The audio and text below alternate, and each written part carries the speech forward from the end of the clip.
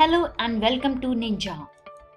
I am Nisha and today we are going to study about Education Commission and Policies and this is part 9 of my CTET video. तो इस video में हम पढ़ेंगे कि हमारी policies क्या रही एजुकेशन के लिए।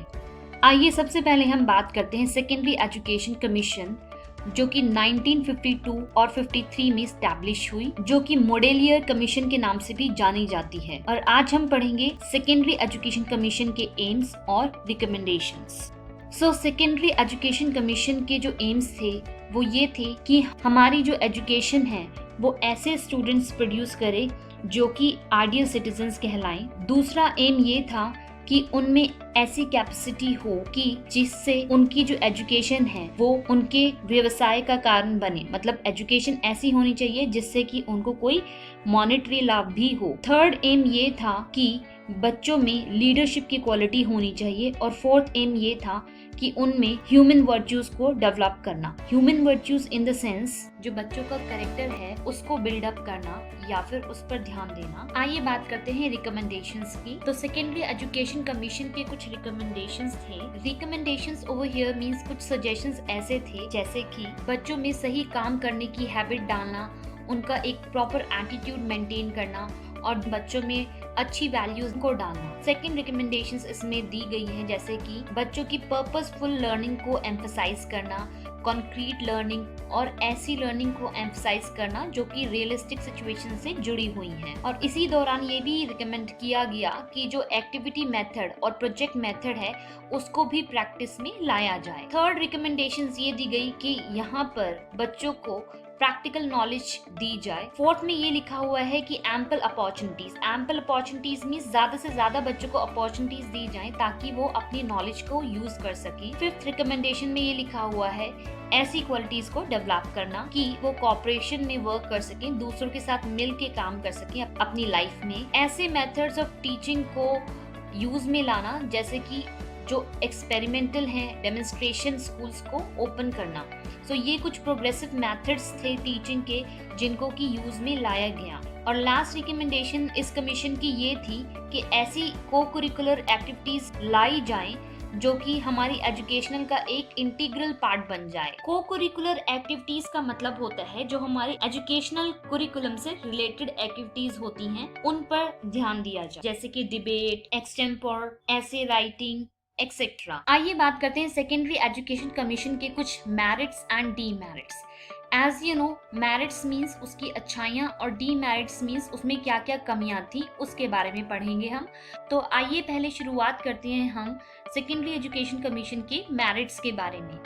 तो इसमें सबसे अच्छी बात ये थी कि ये जो एजुकेशन हमें दी जा रही थी ये एक्टिविटीज करके हम बच्चों को पढ़ा सकते थे। Next point secondary education commission के मेरिट्स में ये है कि इस एजुकेशन सिस्टम में एग्रीकल्चर एजुकेशन पर ज्यादा ध्यान दिया गया। Third merit point secondary education commission का ये है कि यहाँ पर सेकेंडरी एजुकेशन के एम्स को भी डिस्कस किया गया। Fourth merit of secondary education commission का ये है कि ये जो एजुकेशन सिस्टम स्टैब्लिश हुआ था वो चाइल्ड सेंटर्ड एजुकेशन थी, जबकि इससे पहले अभी तक टीचर सेंटर्ड एजुकेशन चल रही थी सेकेंडरी एजुकेशन के। नेक्स्ट पॉइंट मेरिट में ये है कि इस सिस्टम में टीचर्स की जो सैलरी और पोजीशन है उसको काफी अहमियत दी गई और उसमें इम्प्रूवमेंट आई। Next point secondary education commission की मेरिट का ये है कि इसमें को करिकुलर एक्टिविटीज को इंट्रोड्यूस किया गया। जैसे कि हमने पहले भी पढ़ा था, को करिकुलर एक्टिविटीज वो एक्टिविटीज होती हैं जो कि एजुकेशनल कुरिकुलम से जुड़ी होती हैं। Next merit point secondary education commission का ये था कि एक्सटर्नल एग्जामिनेशन पे ज्यादा स्ट्रेस नहीं दिया गया। And second last merit point secondary education commission का ये था कि इसमें मल्टीपर्पज स्कूल्स पर ज्यादा ध्यान दिया गया। मल्टीपर्पज इन द सेंस कि जिसमें टीचिंग लर्निंग प्रोसेस के सारे पर्पज फुलफिल हो सके, इन द सेंस कि जिसमें एक्टिविटीज भी हों, पढ़ाई भी हो, स्पोर्ट्स भी हों और बहुत सारी चीजें। Last merit point secondary education commission का ये था कि इसमें ऐसा सजेशन दिया गया कि इंडस्ट्रीज के पास कोई टेक्निकल स्कूल्स भी खोले जाएं जिनसे कि बच्चों को एक लाइव एग्जाम्पल मिल सके। आइए पढ़ते हैं इसमें डीमेरिट्स के बारे में। सो सेकेंडरी एजुकेशन कमीशन का फर्स्ट डीमेरिट दिया गया है कि जो भी सजेशंस इसमें दिए गए बहुत ही जल्दबाजी में दिए गए, जिनमें की प्रॉब्लम रही और जो सॉर्ट नहीं हो पाई वो प्रॉब्लम। सेकंड पॉइंट डीमेरिट का इसमें ये दिया गया है कि कोई भी नई स्टेटमेंट नहीं दी गई टीचर्स के सोशल और इकोनॉमिक कंडीशन को इम्प्रूव करने की, इन द सेंस कि उन्होंने सिर्फ सजेस्ट किया, लेकिन एक्चुअल में टीचर्स की सोशल और इकोनॉमिक कंडीशन को कैसे इम्प्रूव करना है ये नहीं बताया गया। थर्ड पॉइंट डीमेरिट का इसमें ये दिया गया है कि विमेन एजुकेशन का इसमें कोई सजेशन नहीं दिया गया। और last demerit secondary education commission का ये था कि अभी भी इंग्लिश पर ज्यादा जोर दिया जा रहा था इंस्टेड ऑफ अदर सब्जेक्ट्स। उसके बाद आई कोठारी कमीशन 1964-66 के बीच में, और इसको इंडियन एजुकेशन कमीशन के नाम से भी जाना जाता था। ये जो नेशनल एजुकेशन कमीशन या फिर कोठारी कमीशन थी, ये गवर्नमेंट ऑफ इंडिया द्वारा सेटअप की गई इंडिया के एजुकेशनल सेक्टर के सारे एस्पेक्ट्स को एग्जामिन करने के लिए। ये जो कमीशन थी 14 जुलाई 1964 में एस्टैब्लिश हुई थी under the chairmanship of Daulat Singh Kothari, और उन्हीं के नाम पर इसको कोठारी कमीशन का नाम भी दिया गया। और उस वक्त जो दौलत सिंह कोठारी थे वो यूनिवर्सिटी ग्रांट्स कमीशन के भी चेयरमैन थे। तो जो इसकी टेनेंसी थी वो 1964 से 66 तक रही, और उसके बाद एक रिपोर्ट सबमिट की गई 29 जून 1966 में। सो आइए पढ़ते हैं इसके एम्स के बारे में। इस कमीशन का जो फर्स्ट एम था वो ये था कि जितनी भी हमारा एजुकेशन सिस्टम है उसमें प्रोडक्टिविटी होनी चाहिए, इन द सेंस कि जो भी बच्चे लर्न कर रहे हैं वो प्रोडक्टिव होना चाहिए, उसका कुछ फायदा होना चाहिए। सेकेंड एम इसका ये था कि इस एजुकेशन सिस्टम से हम सोशल और नेशनल इंटीग्रेशन को प्रमोट करना चाहते थे, इन द सेंस कि जो बच्चों की नेशनल इंटीग्रेशन की भावना है या फिर सोशल इंटीग्रेशन, मतलब कि मिलजुल के रहना या फिर अपने देश के प्रति देशभक्ति होना, तो उस तरह की चीजों को इसमें ज्यादा प्रमोट किया गया। थर्ड एम इस कमीशन का ये था कि इसमें एजुकेशन और मॉडर्नाइजेशन पे ज्यादा ध्यान दिया गया। और फोर्थ एम ये था इसमें सोशल, मोरल और स्पिरिचुअल वैल्यूज को ज्यादा डेवलप किया गया। Moral in the sense pertaining to right and wrong in behaviour, मतलब क्या गलत है क्या सही है उस चीज पे ध्यान देना, बच्चों को बताना कि ये चीज गलत है ये चीज सही है। Spiritual value in the sense something related to God, और सोशल तो आप जानते ही हैं। सो आइए जानते हैं इसकी रिकमेंडेशंस के बारे में। तो अगर मैं कोठारी कमीशन की रिकमेंडेशंस के बारे में बात करूं तो यहाँ पर बहुत सारी रिकमेंडेशंस दी गई थी।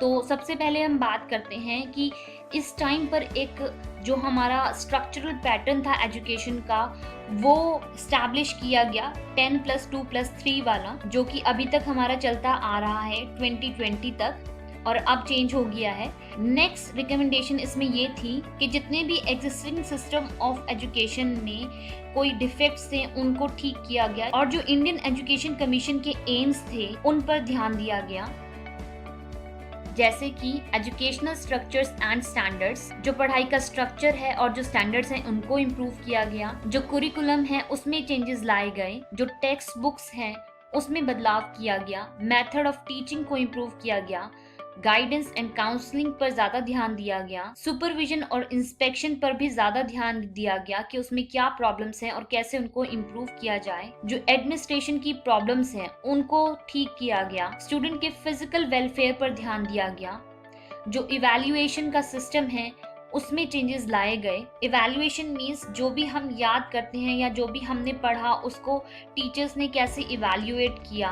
जो हमारा एग्जामिनेशन सिस्टम होता है उसमें चेंजेस लाए गए। एडल्ट एजुकेशन पर ध्यान दिया गया। टीचर्स की एजुकेशन को भी ध्यान में रखा गया कि अगर टीचर्स ही ठीक से पढ़े लिखे नहीं होंगे तो वो आगे बच्चों को क्या पढ़ाएंगे, तो उनकी जो ट्रेनिंग है उन पर ध्यान दिया गया। 3 लैंग्वेज फॉर्मूला भी अपनाया गया कि एटलीस्ट बच्चों को 3 लैंग्वेजेस तो आनी ही चाहिए। मोरल एंड रिलीजन एजुकेशन पर भी ध्यान दिया गया, जैसे कि हमने अभी पहले ही पढ़ा है। एजुकेशन ऑफ वुमेन पे भी ध्यान दिया गया, जो कि हमारी पिछली कमीशन में निगलेक्ट कर दिया गया था। जो वोकेशनल एजुकेशन है, vocational education in the sense कि ऐसी पढ़ाई होनी चाहिए जो हमारी आगे किसी काम भी आए, जिससे कि हम अपने व्यवसाय भी सीख सकें, कोई व्यवसाय कर सकें।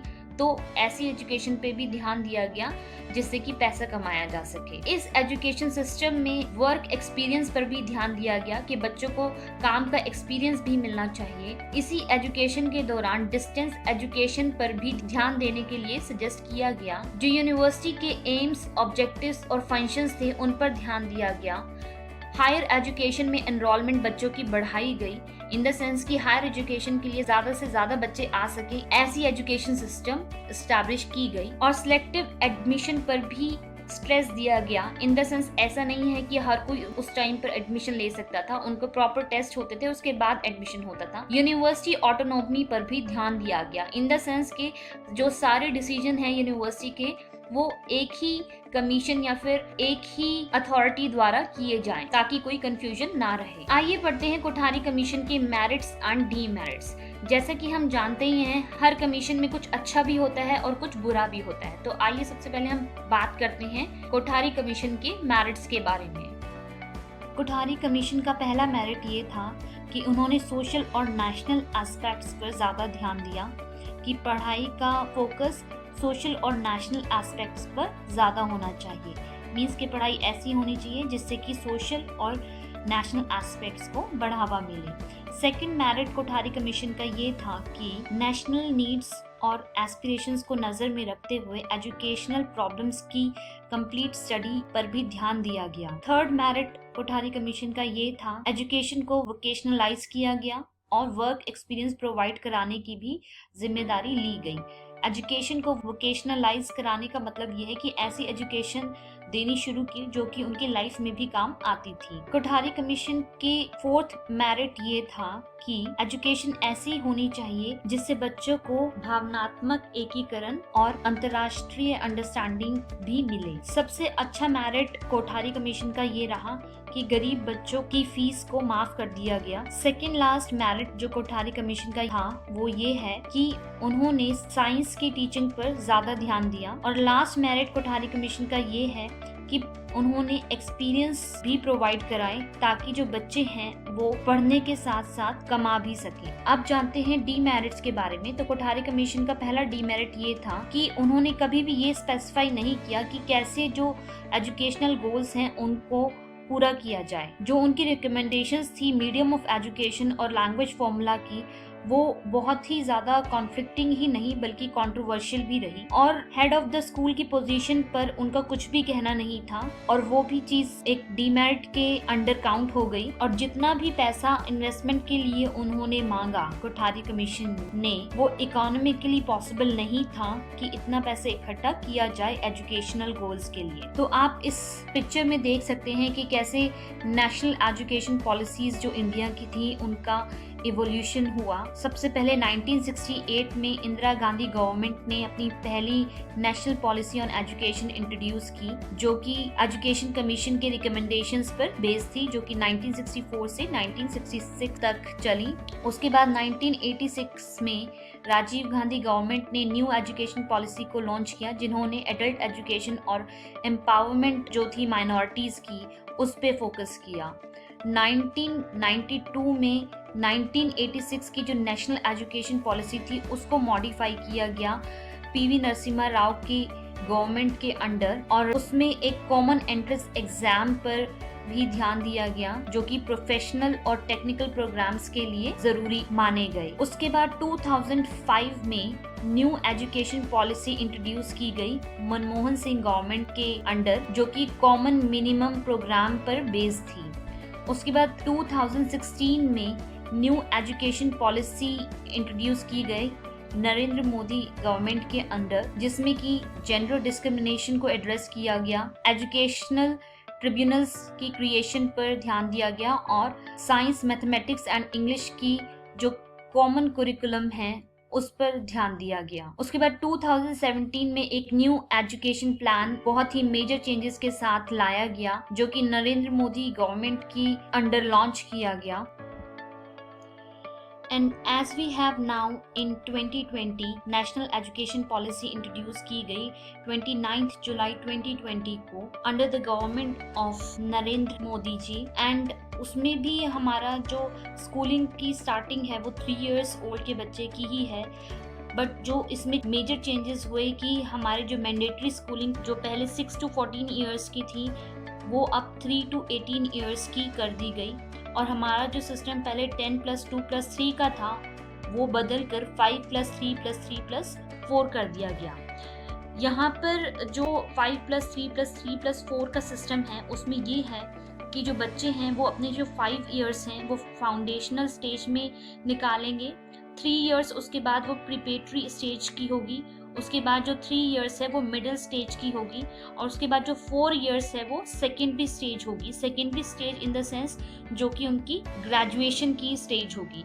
अब उसमें भी जो हमारा चेंज है वो ये है कि पहले जो ड्रॉप आउट्स होते थे उनको कोई डिग्रीज नहीं मिलती थी, लेकिन अब ऐसा नहीं है। जो अब न्यू सिस्टम है उसके अकॉर्डिंग अगर आप 1 ईयर का ग्रेजुएशन करते हैं तो सर्टिफिकेट कोर्स वो कहलाएगा, और अगर 2 इयर्स का ग्रेजुएशन किया है तो वो डिप्लोमा कोर्स माना जाएगा, और अगर 3 इयर्स की आपने ग्रेजुएशन की है तो वो बैचलर्स डिग्री मानी जाएगी, एंड अगर 4 इयर्स की है तो उसमें आपका जो प्रोफेशनल ट्रेनिंग भी उसमें ऐड कर दी जाएगी जो कि फाइनल डिग्री कहलाएगी। इस न्यू नेशनल एजुकेशन पॉलिसी के और भी बहुत सारे पर्पसेस हैं, जैसे कि इसमें रीजनल लैंग्वेज को इम्पोर्टेंस दी गई। तो आइए पढ़ते हैं नेशनल पॉलिसी ऑन एजुकेशन जो 1986 में लॉन्च की गई। तो उसको हम राष्ट्रीय शिक्षा नीति भी कहते हैं हिंदी में। तो उसके कुछ एम्स थे, जैसे कि रिमूवल ऑफ डिस्पैरिटीज, मतलब कि जो भेदभाव किया जाता था विमेंस को लेकर और माइनॉरिटी कास्ट को लेकर, SC/ST कम्युनिटीज को लेकर, तो उन डिस्पैरिटीज को या फिर भेदभाव को मिटाने की कोशिश की गई नेशनल पॉलिसी ऑन एजुकेशन 1986 के द्वारा। मतलब उसका ये एम था कि ऐसा जो भेदभाव है वो उसको खत्म कर देना चाहिए। और इस पॉलिसी का एम एक ये भी था कि वोकेशनल सब्जेक्ट्स को भी इंट्रोड्यूस किया जाए। इस पॉलिसी में स्कॉलरशिप को एक्सपेंड करने का भी एम रखा गया, एडल्ट एजुकेशन और ज्यादा टीचर्स को रिक्रूट करने का भी एम रखा गया कि ज्यादा से ज्यादा टीचर्स होंगे तो पढ़ाई और भी ज्यादा अच्छे लेवल पर होगी। जो गरीब बच्चों की फैमिलीज थी उनको भी इंसेंटिव्स देने का इसमें प्रावधान रखा गया। नए इंस्टीट्यूशंस को डेवलप करने का भी एम इसमें रखा गया, और हाउसिंग और सर्विसेज प्रोवाइड करने का भी एम इसमें रखा गया। नेक्स्ट एम इसमें ये था कि जो इसमें प्राइमरी एजुकेशन थी वो चाइल्ड सेंटर्ड अप्रोच पर आधारित थी। और एक और चीज यहाँ पर लॉन्च की गई जिसको कि ऑपरेशन ब्लैक बोर्ड के नाम से जाना गया, जो कि प्राइमरी स्कूल के लिए नेशन वाइड एक इम्प्रूवमेंट के तौर पर लाई गई। सो ऑपरेशनल ब्लैक बोर्ड का मतलब ये है कि एक केंद्रीय प्रायोजित कार्यक्रम लाया गया जिसे 1986 में देश के सभी प्राथमिक विद्यालयों को न्यूनतम सुविधाएं प्रदान करने के लिए जारी किया गया था। इस योजना का मुख्य उद्देश्य प्राथमिक शिक्षा में छात्रों को आवश्यक संस्थागत उपकरण और निर्देशक सामग्री उपलब्ध करा के अध्ययन में मदद करना है। तो यहाँ पर ऑपरेशन ब्लैक बोर्ड का मतलब ये था कि जितने भी रिसोर्सेज हमारे लर्निंग टीचिंग प्रोसेस में यूज होते हैं प्राइमरी स्कूल के लिए वो प्रोवाइड कराए जाने लगे। Indira Gandhi national open university मतलब कि इग्नू जो कि 1985 में लाया गया, वो इसलिए लाया गया ताकि जो ओपन यूनिवर्सिटी सिस्टम है उसको बढ़ावा मिल सके। तो उससे बहुत ही सारे जो ऐसे लोग थे जो काम के साथ साथ पढ़ना चाहते थे उनकी भी प्रॉब्लम सॉल्व हो गई, या फिर ऐसे बच्चे जो पढ़ाई छोड़ चुके थे वो दोबारा भी कंटिन्यू कर सकते थे। इकोनॉमिक और सोशल डेवलपमेंट को ग्रास रूट लेवल पर रूरल इंडिया में डेवलप करने के लिए या फिर प्रमोट करने के लिए गांधी जी की फिलॉसफी पर बेस्ड एक मॉडल लाया गया जिसको कि रूरल यूनिवर्सिटी के नाम से जाना गया। और इस पॉलिसी में उसके लिए भी एम किया गया कि एक रूरल यूनिवर्सिटी भी होनी चाहिए। 1986 की एजुकेशन पॉलिसी में ये एक्सपेक्ट किया गया कि कम से कम 6% GDP का एजुकेशन पर खर्च करना चाहिए। आइए जानते हैं 1986 की नेशनल पॉलिसी एजुकेशन की रिकमेंडेशंस के बारे में। 1976 में कॉन्स्टिट्यूशन में एक अमेंडमेंट किया गया जिसके आधार पर जो कॉन्करेंट लिस्ट है उसमें एजुकेशन को भी डाला गया और पहली बारी 1986 में नेशनल पॉलिसी ऑन एजुकेशन को एज अ होल पूरी कंट्री में लाया गया, जो कि नेशनल करिकुलम फ्रेमवर्क को भी विजन में रखकर एक मॉडर्नाइजिंग एजुकेशन की कल्पना की गई। इंडिया की ज्योग्राफिकल और कल्चरल डाइवर्सिटी को ध्यान में रखते हुए कॉमन वैल्यूज और कंपैरेबल स्टैंडर्ड्स ऑफ एजुकेशन को भी लाया गया। 1986 की जो नेशनल पॉलिसी ऑन एजुकेशन थी उसमें रेलेवेंट, फ्लेक्सिबल और लर्नर सेंटर्ड कुरिकुलम पर ज़्यादा ध्यान दिया गया। मतलब कि जो भी हमारा कुरिकुलम था वो रेलेवेंट था, मतलब बेमतलब की चीज़ें उसमें से हटा दी गई। फ्लेक्सिबल भी था कि ऐसा नहीं है कि बिल्कुल रिजिड है कि उसमें कोई चेंजेस नहीं हो सकते, जो भी रिक्वायर्ड चेंजेस थे उसमें लाए जा सकते थे। और वो जो कुरिकुलम था वो लर्नर सेंटर्ड कुरिकुलम था, मतलब कि बच्चे के नीड्स पर आधारित था कि बच्चों की जो नीड्स हैं वो उसमें पूरी होनी चाहिए, बच्चों की जो ज़रूरतें हैं या बच्चों की डेवलपमेंट के लिए वो ज़्यादा ज़रूरी था। एक कॉमन कोर कंपोनेंट उसमें लाया गया स्कूल एजुकेशन में थ्रू आउट द कंट्री। जो डाइवर्स लर्नर्स हैं उनकी ज़रूरतों को पूरा करने के लिए जो हमारा कुरिकुलम था वो उसको फ्लेक्सिबल होना बहुत ज़रूरी था और बहुत ही रेलेवेंट होना भी ज़रूरी था, तो उस चीज़ पर भी ध्यान दिया गया। एक्सपेरिमेंटल एंड डेमोन्स्ट्रेशंस के जो मेथड थे वो स्कूल में लाए गए और ऐसे प्रोग्रेसिव मेथड्स को टीचिंग में अपनाया गया और को कुरिकुलर एक्टिविटीज को एजुकेशन का एक अटूट हिस्सा भी बनाया गया। को कुरिकुलर एक्टिविटीज मतलब कि ऐसी एक्टिविटीज जो हम क्लासरूम के बाहर करते हैं, फॉर एग्जाम्पल जैसे कि मैथ्स क्लब, स्पेलिंग बीज, student council, school theatres etcetera. आइए बात करते हैं 1986 की नेशनल पॉलिसी ऑन एजुकेशन के मेरिट्स और डीमेरिट्स के बारे में। तो सबसे पहले हम बात करते हैं मेरिट्स के बारे में। तो इसमें एक नेशनल सिस्टम लाया गया एजुकेशन का और सेकंड मेरिट इसका ये था कि एक यूनिफॉर्म पैटर्न इंट्रोड्यूस किया गया एजुकेशन में। नेशनल कोर कुरिकुलम लाया गया इन द सेंस कि ऐसा कुरिकुलम जो नेशन वाइड सेम ही रहे। D linking degree from jobs और डिग्रीज को जॉब से अलग किया गया। नवोदय विद्यालय का भी स्टैब्लिशमेंट इसी दौरान किया गया और अब एजुकेशनल पॉलिसीज में सेंट्रल गवर्नमेंट का रोल लाया गया।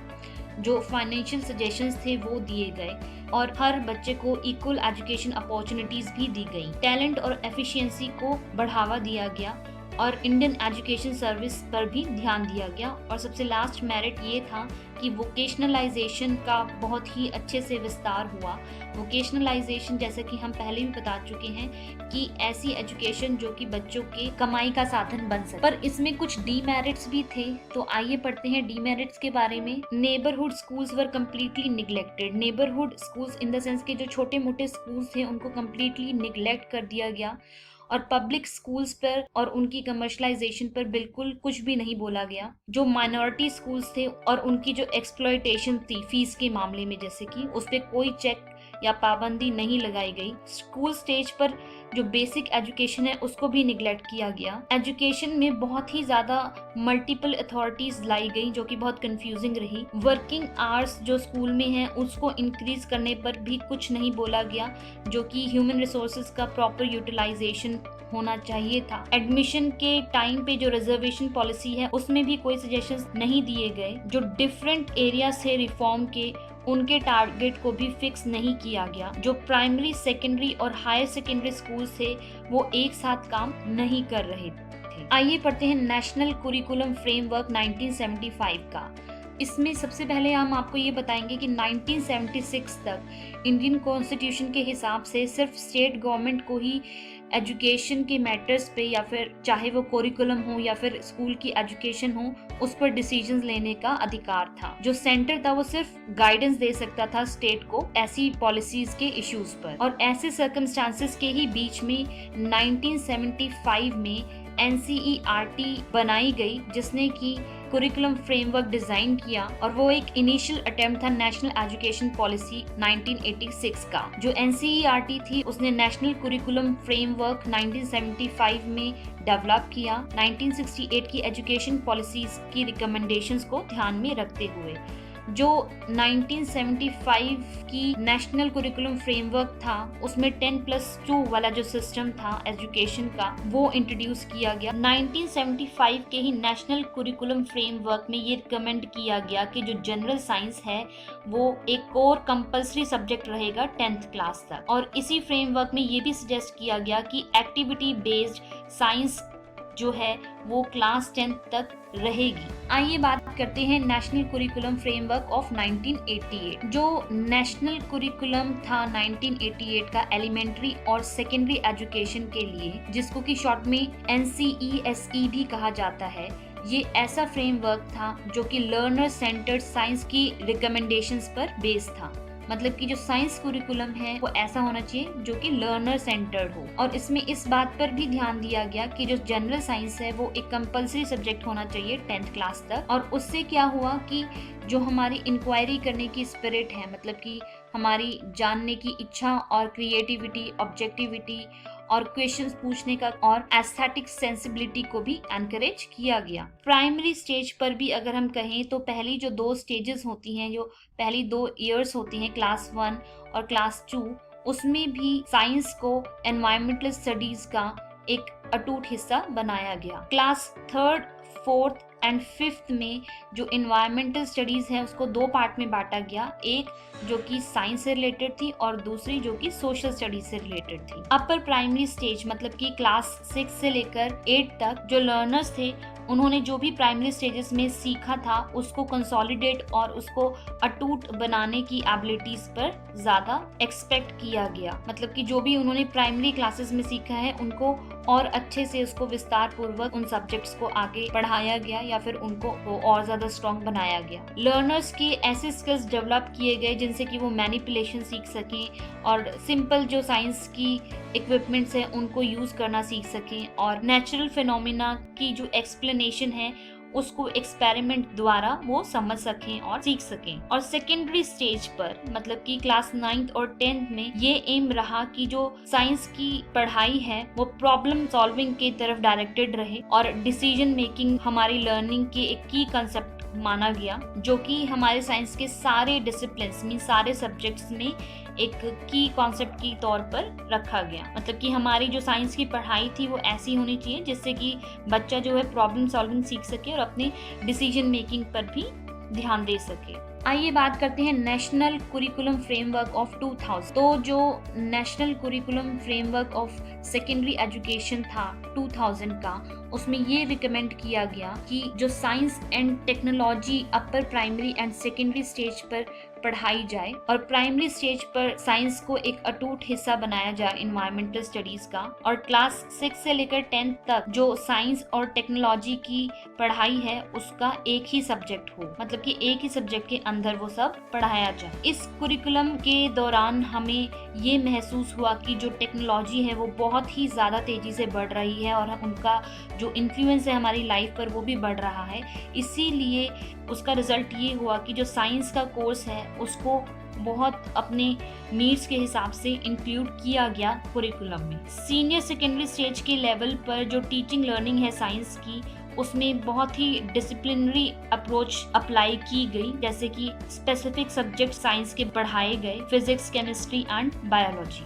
आइए बात करते हैं नेशनल कुरिकुलम फ्रेमवर्क 2005 के बारे में। तो जो ये नेशनल कुरिकुलम फ्रेमवर्क था 2005 का, इसमें ये रिकमेंड किया गया कि hands on inquiry based science curriculum होना चाहिए, इन द सेंस कि ऐसा कुरिकुलम होना चाहिए जिसमें कि बच्चों की जो क्वेरीज हैं या क्यूरियोसिटी है उसको सेटिस्फाई किया जाए। जो एग्जामिनेशन सिस्टम है उसको फ्लेक्सिबल किया गया और जो टाइम शेड्यूल है उसको भी फ्लेक्सिबल किया गया। जो कुरिकुलम का लोड है उसको कम किया गया, इन द सेंस कि जो अननेसेसरी पार्ट था कुरिकुलम में उसको बिल्कुल हटा दिया गया। और यहाँ पर क्या हुआ कि जो हमारे साइंस की टीचिंग लर्निंग थी उसमें जो प्रैक्टिकल काम था या फिर जो थ्योरीज थी उन पर ज्यादा ध्यान दिया गया। जो लर्नर्स हैं उनको लर्निंग एक्सपीरियंस भी प्रोवाइड किए गए। जो बच्चों की नॉलेज है उसको कंस्ट्रक्ट करने के लिए लर्नर्स को एक्टिविटीज में पार्टिसिपेट करने पर जोर दिया गया और इसमें साइंस को टेक्नोलॉजी के साथ नहीं जोड़ा गया। और एक और कंसेप्ट यहाँ पर आया लर्निंग विदाउट बर्डन का। लर्निंग विदाउट बर्डन का मतलब ये था कि बच्चों की एज के हिसाब से ही कॉन्सेप्ट जो थे साइंस में या फिर सिलेबस में वो डाले गए। मतलब कि जो उनकी एज के हिसाब से एप्रोप्रिएट नहीं है वो कॉन्सेप्ट्स जो सिलेबस में से थे वो निकाल दिए गए। एक थीमेट्री अप्रोच को अडॉप्ट किया गया ताकि जो कंटेंट है और सिलेबस है उसको एक सही तरीके से फ्रेम किया जाए, उनके सब्जेक्ट्स लाइन के हिसाब से ऑर्गेनाइज किया जाए। थीम्स की बात करें तो थीम्स हमारी उसमें थी जैसे कि फूड, मटेरियल, जो हमारे लिविंग वर्ल्ड है वो कैसे कोई चीज काम करती है, moving things, people and ideas और natural phenomenon and natural resources. तो ऐसी थीम्स सब्जेक्ट्स में लाई गई। जो सिलेबस था उसको 4 कॉलम्स में डिवाइड किया गया जैसे कि क्वेश्चंस, की concepts, suggested resources and suggested activities. मतलब कि पहले खाली क्वेश्चंस होते थे किसी लेसन में बेस्ड, ओके, बट उसके बाद जो हमारा 2005 का करिकुलम था उसमें क्या हुआ कि क्वेश्चंस भी थे, की कॉन्सेप्ट्स भी इंट्रोड्यूस किया गया, सजेस्टेड रिसोर्सेज मतलब कि और भी बुक्स जहाँ से आप उस सब्जेक्ट या फिर उस टॉपिक के बारे में पढ़ सकते हैं, और सजेस्टेड एक्टिविटीज भी बुक्स में लाई गई। सजेस्टेड एक्टिविटीज मीन्स उसी कॉन्सेप्ट से रिलेटेड कुछ भी एक्टिविटीज, एक्सपेरिमेंट्स बच्चों को खुद करने सिखाए गए। That's all for today. See you again.